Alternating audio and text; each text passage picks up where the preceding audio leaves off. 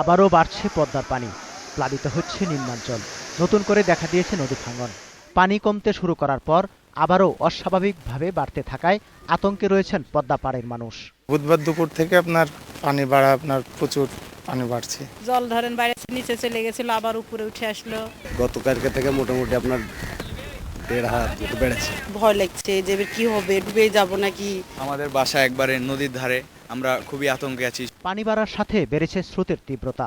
এতে হুমকির মুখে রাজশাহী মহানগরীর কয়েকটি এলাকার পদ্মার তীর রক্ষা প্রকল্প।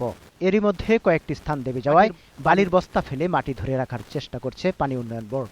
ইন্ডিয়া থেকে ফারাক্কার গেটগুলো খুলে দেওয়ার কারণে পানির চাপটা বেড়ে গেছে। এটা যদি বসে যায় তাহলে তো শহর ধরেন 5 ফিট 6 ফিট পানির নিচে পড়ে থাকবে। বাঁধের মাটির যেন না কেটে যায়, তার লাগে আমরা বস্তা মেরে আটকে রাখছি। নৌকা চালাতে পারছে না, নৌকা চালাতে গেলে নৌকায় তো উঠে না, এত সুতে। ভারতের বিহার রাজ্যে বন্যার কারণে ফারাক্কার গেট খুলে দেয়ায় পদ্মায় প্রতিদিন 12 থেকে 13 সেন্টিমিটার পানি বৃদ্ধি পাচ্ছে বলে জানিয়েছে পানি উন্নয়ন বোর্ড। আর এভাবে পানি বৃদ্ধি অব্যাহত থাকলে শিগগিরই পানি প্রবাহ বিপদসীমা অতিক্রম করবে বলেও জানানো হয়েছে। স্বাভাবিক ব্যাপার হলো যে বর্ষাকাল আসলে তারা গেট খুলে দেয়, কিন্তু কয়টা খুলে বা কি করে এই ব্যাপারে আমরা কিছু জানি না। ফোরকাস্ট অনুযায়ী এটা 29 তারিখে ডেঞ্জার লেভেল ছুবে বা ক্রসও করতে পারে। এদিকে পদ্মার পানি বৃদ্ধি পাওয়ায় কুষ্টিয়ার দৌলতপুরে প্লাবিত হয়েছে 30টি গ্রাম। পানিবন্দী হয়ে পড়েছে কমপক্ষে 50,000 মানুষ।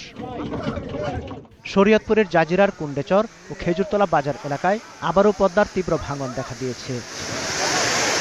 শুক্রবার একটি মসজিদ সহ শতাধিক ঘরবাড়ি ও মাওয়া সুরেশ্বর বেড়িবাঁধের একাংশ নদীগর্ভে বিলীন হয়ে গেছে। সমর ইসলাম, 21 টেলিভিশন।